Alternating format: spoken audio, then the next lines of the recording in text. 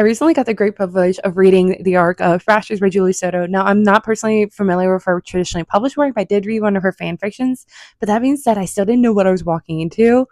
It was amazing. It was so good. Not only was I on the edge of my seat the entire time, I could not wait to get home to keep reading. Like, it's been so long since I've had a book that had me that excited to keep picking up and finding out what happens next. This is such a good YA thriller.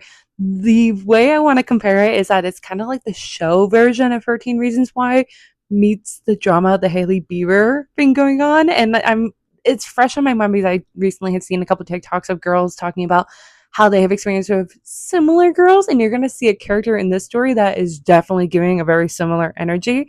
But the Thrashers is about a group of popular high school kids that get their name from their leader, even though he doesn't think himself as their leader. That is Zach Thrasher. He is a golden retriever. He is just very social, and he loves and knows everyone in school. Like, he remembers the tiniest details you might have told him. He just likes other people's society.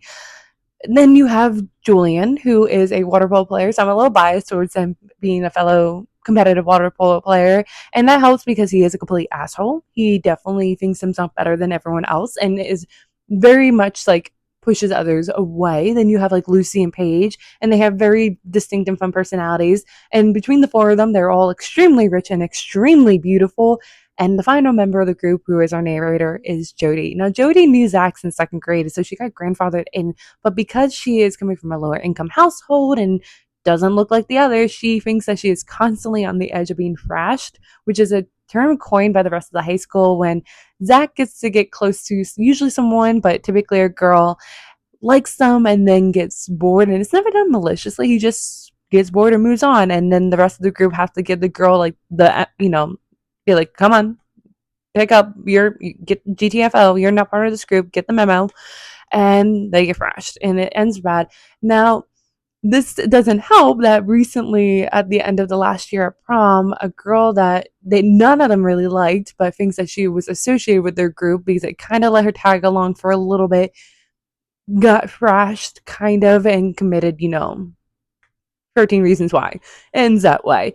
And now the group is being charged for causing her death.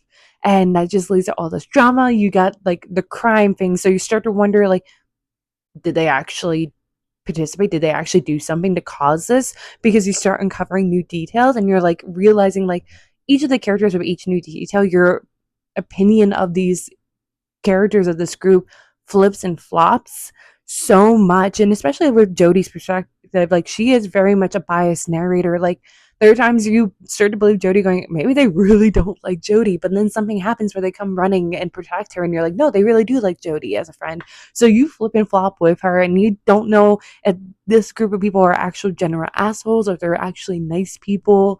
And then you got a paranormal aspect going on here too. Like, literally so much happens. It was so good. Like, you're not gonna guess what's gonna happen next. You're never gonna be able to guess what happens next. I was on the edge of my seat, just aghast the entire time.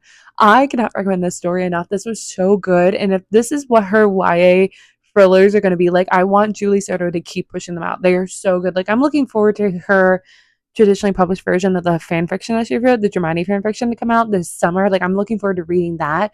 But I want more YA thrillers from her because this was excellent. The characters were so distinct and dynamic and fun, and you're just on the edge of your seat, and you're also thrown back because you remember, like, I remember feeling like that with like, do I belong here? Do I not belong here?